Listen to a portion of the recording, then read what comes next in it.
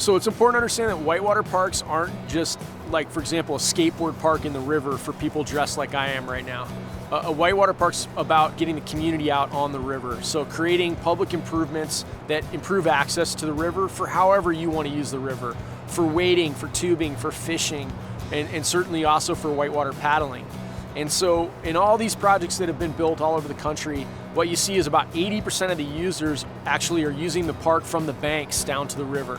And the remaining 20% are in the water. So it really is about a community park along the river for the whole community. And the reason that communities do these parks and the reason they've been so successful, and we're doing them all over North America, is because of the potential for economic stimulus and the economic benefit that downtown business districts see after they invest money in their river corridors. So my hometown of Salida, Colorado was a railroad town. All the downtown historic buildings were built by the railroad. It's the state's largest historic district, very similar to Franklin in that sense. Different industry. The railroad left there in the 60s, and we had a big economic downturn. In the downtown business district, there were empty buildings and vacant storefronts. And when we first started the Whitewater project in the late 90s, the river was behind concrete walls. It was inaccessible. People couldn't get to the water. It was, even though we live in a place that has a long history of whitewater paddling, just like the Winnipesaukee, you couldn't get to the river right in downtown Salida.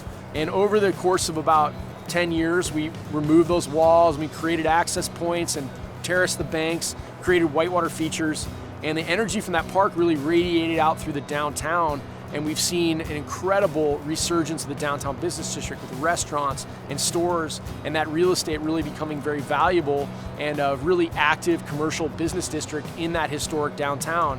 And a lot of it is from that energy that is created along the river corridor. People walking up and down, coming in and out of shops. It's an anchor for the downtown business district.